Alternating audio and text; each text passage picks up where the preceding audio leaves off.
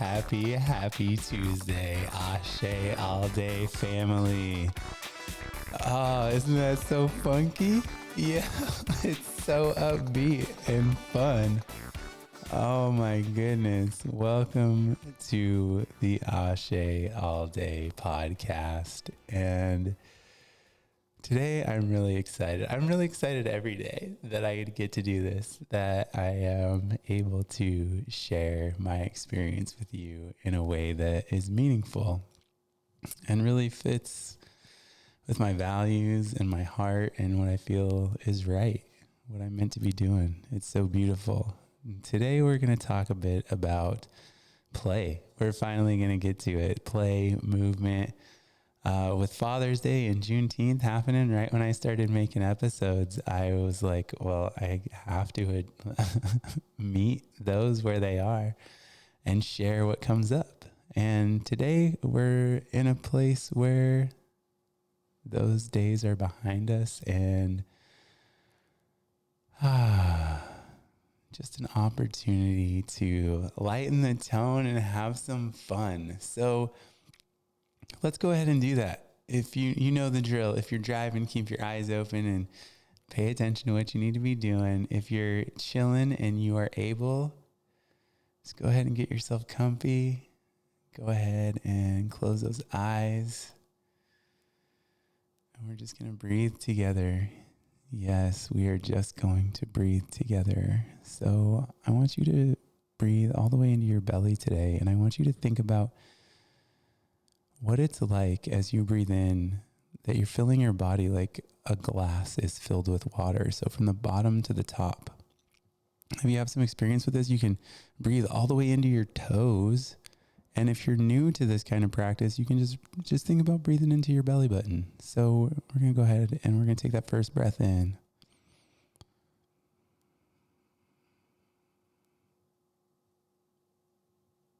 And fill it all the way up. Fill yourself all the way up and hold just for a moment. And as you exhale, I want you to just release all that tension. Maybe if you want to make a noise, let it out. Horse lips are always fun. And on the inhale, go ahead and just bring in that love that is your birthright and is constantly always available for you. Go ahead and breathe that in. Oh, and let go of any poison, any trauma, any tension, anything that is just causing energy to be stuck in your body, and breathe in that love again. And just let it out. Let all of it out. Give your love back to the universe because it's infinite. It's absolutely infinite. Oh, welcome to your body. Yeah, welcome to your body. And that's what we're going to be talking about today. I know I said we're going to be talking about play, and we are, and this is all a game. Everything, it's a game.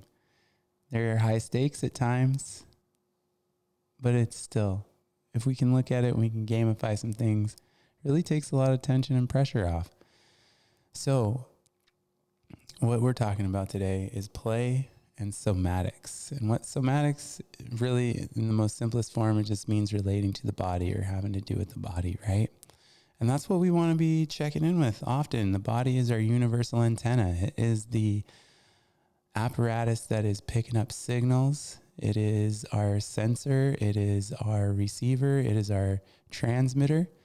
And the body is wise beyond measure. Just consider all the calculations that you were doing unconsciously just to keep yourself alive, and all the processing of information that's coming in through your eyes and your ears, your nose, your mouth, at all times, your skin, your touch, all that constantly. And somatic therapy is so incredibly important. And that's why I started this podcast, Ashe All Day, really motivated by movement as medicine, because it has been such a huge part of my healing and my integration work throughout the last few years. And what I never really realized until recently was for a large part of my life as well. So we want to be in tune with our body. And as we go through life and we have moments where there's trauma or there's pain or heartbreak or any of those kind of emotions that get labeled as negative, a lot of people are storing that stuff in their body. Now, if you want to take a really deep dive into this, the first piece of information that I ever read about this topic that changed my life completely and my relationship to my body is The Body Keeps the Score by Dr. Bessel van der Kolk. And it is by far the go-to book, the go-to digest of how the body processes trauma and how it gets stored. Other exposure I've had to this kind of a system is involved in what's called PSIP, and I'm not going to break that down too much for you right now.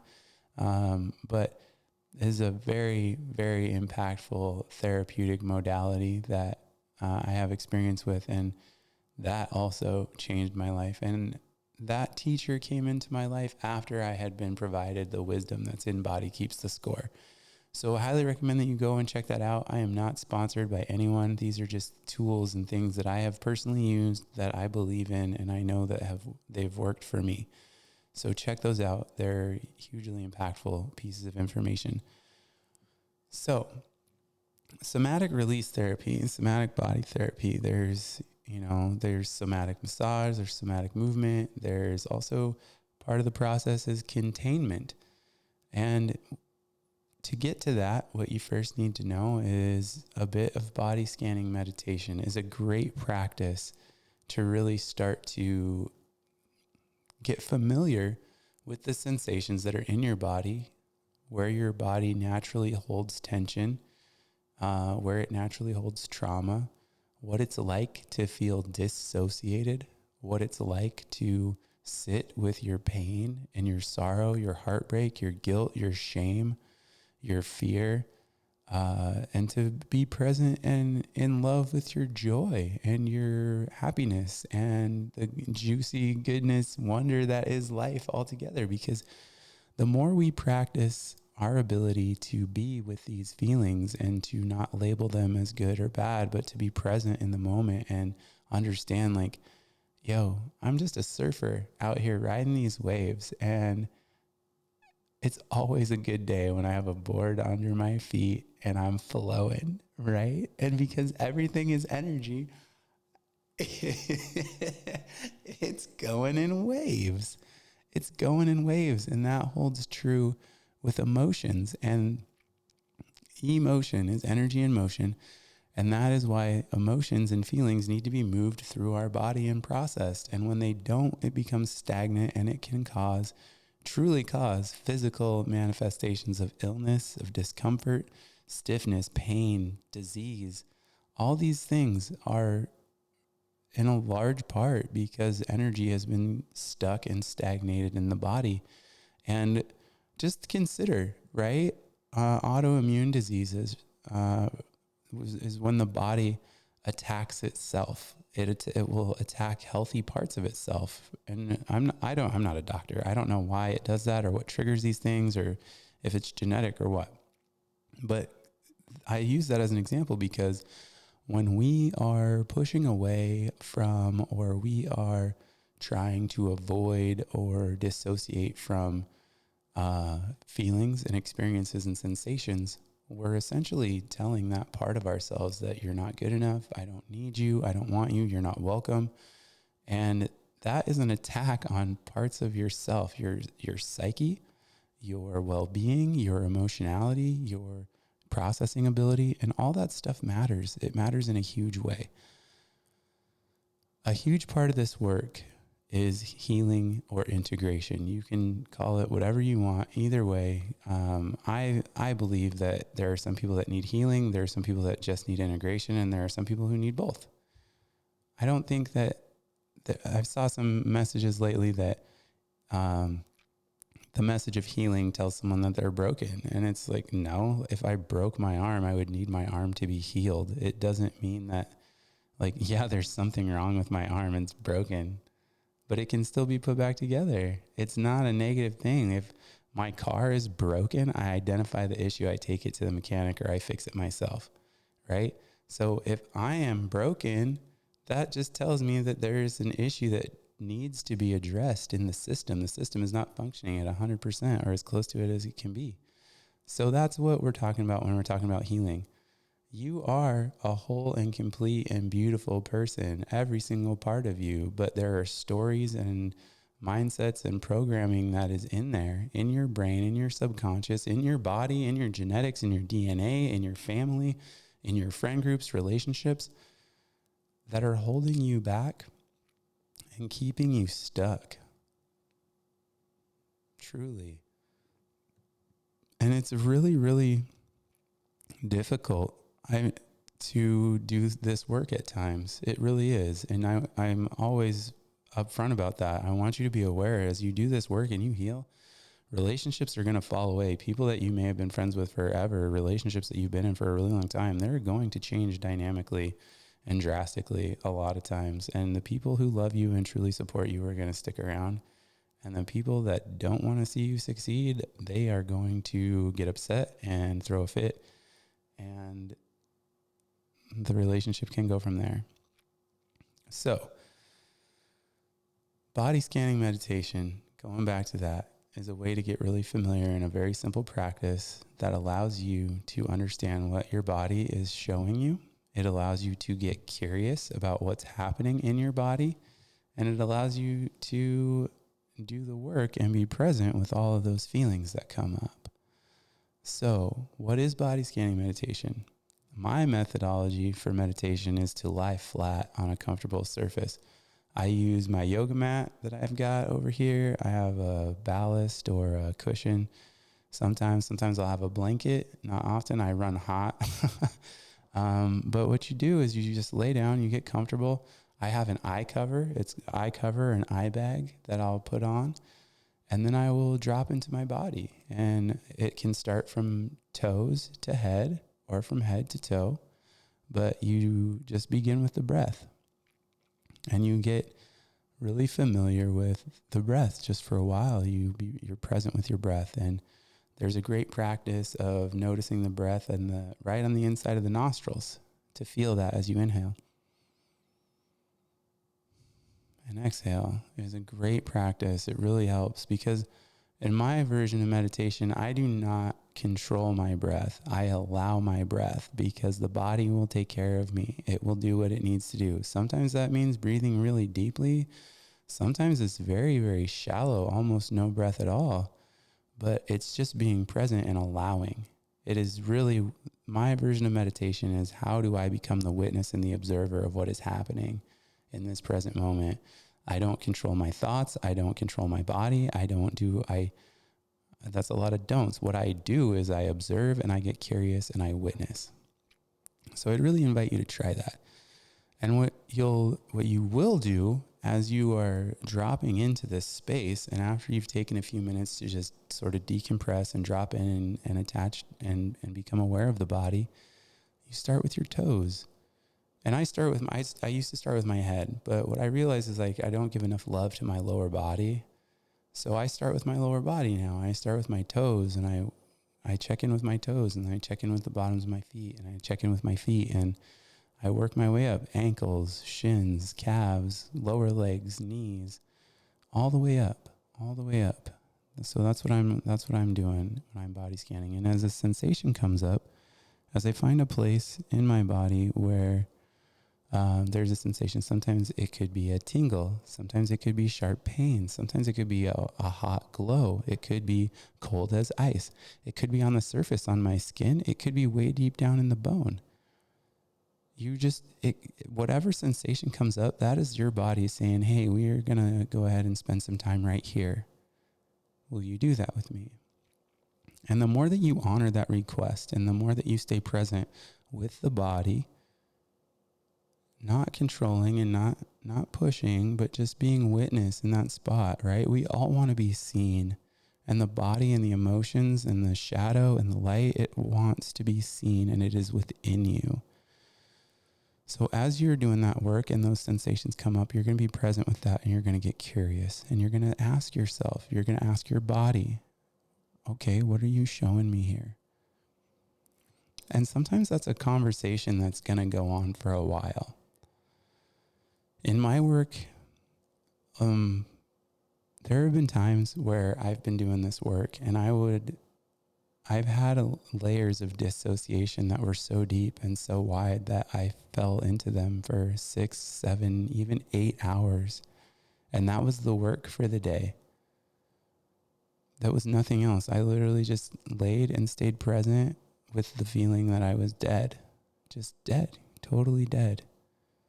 No joy, no pain, just out of body, in my body, basically. Completely disconnected.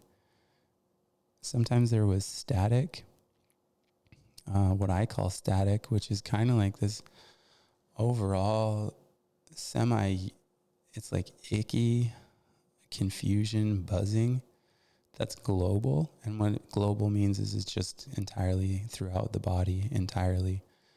But these are the kind of things that can come up, and you'll get so bored and your brain will start to act up and it'll try to wander, and it will, and it's fine, but then just come back to the body, okay? So these are some things that you want to be aware of. So as you're present with these feelings, what you'll see and what you'll experience is entirely individual, but there are some common themes to be aware of. You may end up coming across some really deep pain. It does help to have someone that you love and that you trust to witness for you, but that's a very unique case. I find when you start doing this work, it's best to have somebody who is not like in relationship with you necessarily, a medicine person or a trip sitter or a witness or someone external to like a family dynamic or anything like that. Just somebody that is well trusted because of their experience and their understanding and knowledge of the work that is to be done. So really consider that, because you may come across a spot where you are finding things stored in your body. Here's another example I found in my belly. That's a highly concentrated area of fear and pain and horror and trauma for me, is in my belly. And I was in a session doing my meditation, and a fear body tried to come out of me, and I didn't know how to handle that. That was the first time I'd ever seen and felt a fear body. And what a fear body is essentially just like for the easy, and I'm using these words that are about to follow for illustrative purposes, but this is what it felt like, this is what it looked like, this is what the experience was. Is essentially a demon body that sat up out of me and put its hands on my hips and tries to wiggle itself out. But that's all part of you.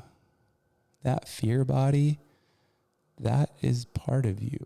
It serves a purpose. It needed to be integrated, and that is what ended up happening. It struggled, and that was in large part because, my entire life I'd been trying to push it away and to cast it out and to get rid of it. And in that moment, instead, I loved on it, and it calmed down, and it laid back in, and it dissolved into me, into my body, and was reintegrated back into the family, into the tribe, into the oneness of who I am. That can be really difficult to grasp if you have a specific set of beliefs and a very specific mindset or understanding of spirit and things like that.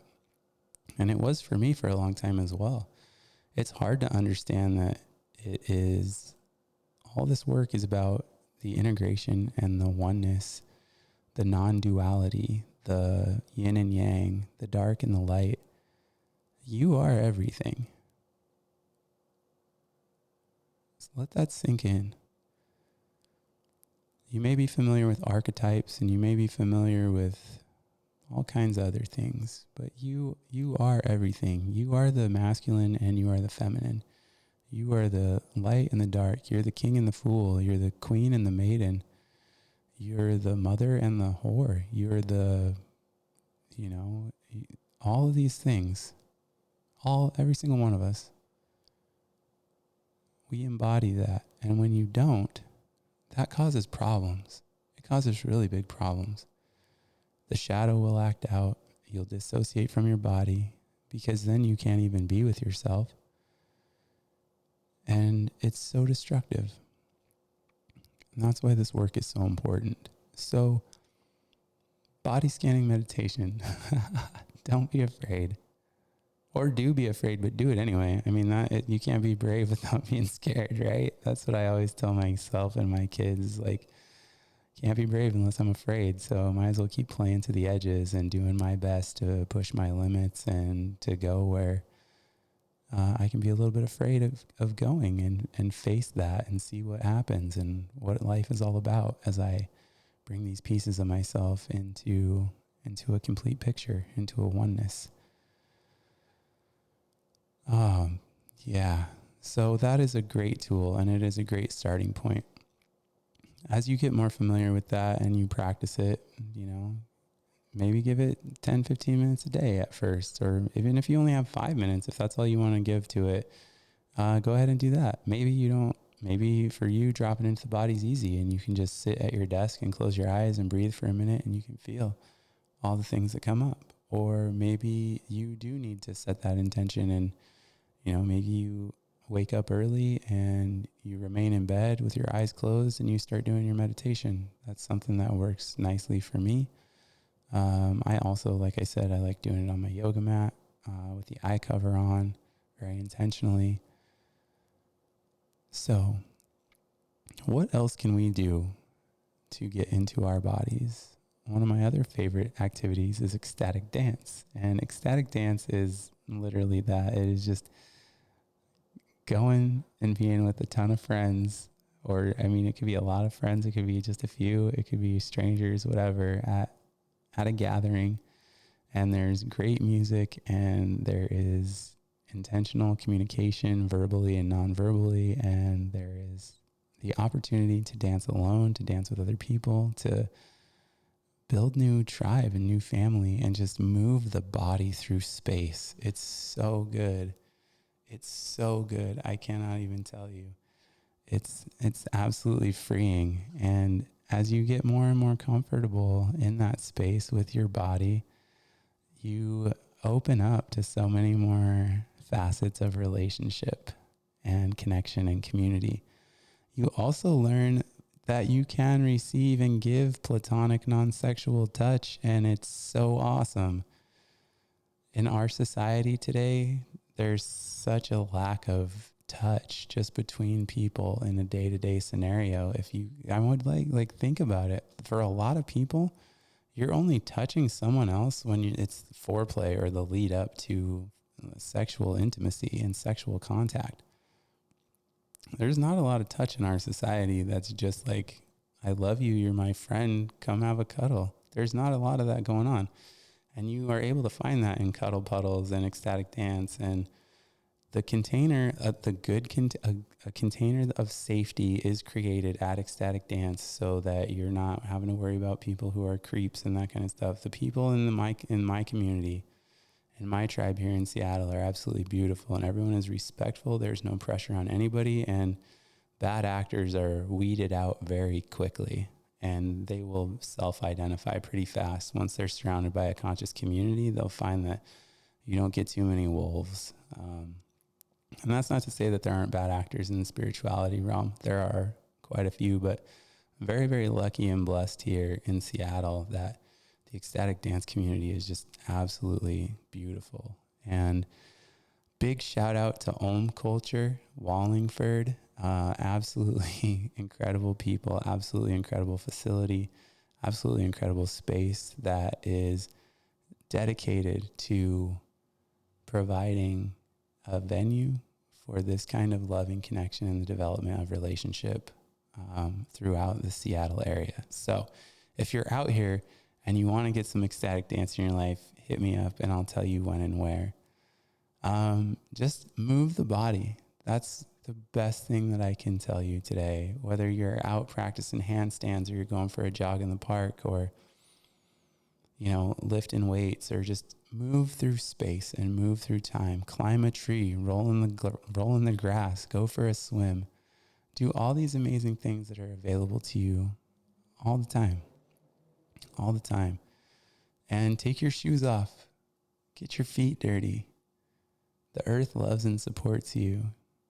It truly does. The dirt, the mud, the grass, the pine needles, the everything, like, just get in connection with the earth, just as you get in connection with your body. And I promise you that things will begin to change and develop, and healing and integration will really happen. Everything starts with the breath too. I mean, every single one of them is an intentional gift from Creator for us. Yeah, every single breath. So what are you doing with that? Are you walking in your purpose? Are you following your heart? Are you listening to that small voice that's inside of you that's tugging you in a direction? Because let me tell you, the more that you do this work, the louder that voice gets and the clearer things become, and the more intentional you can be about where you want to go, where you're meant to go, and what you're meant to do. If you're not sure if I'm serious, just look at me. Every time that I do this, I feel so much joy.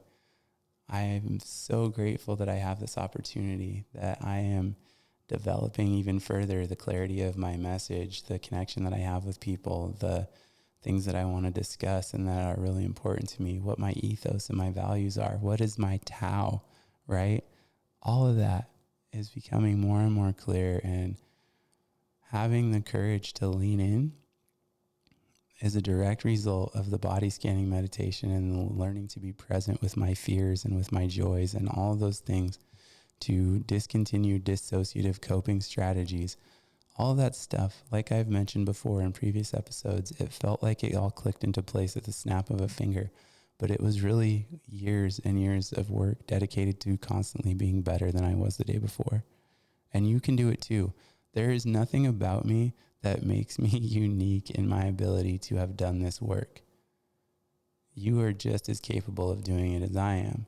Now, we all have different strengths and weaknesses, that's for sure. The way I did it may not be the right way for you, but what I can tell you is that there is a way for you to integrate, to heal, to come to oneness, to remove the duality lenses that are programmed into you, and you can set yourself free, and you have to do it.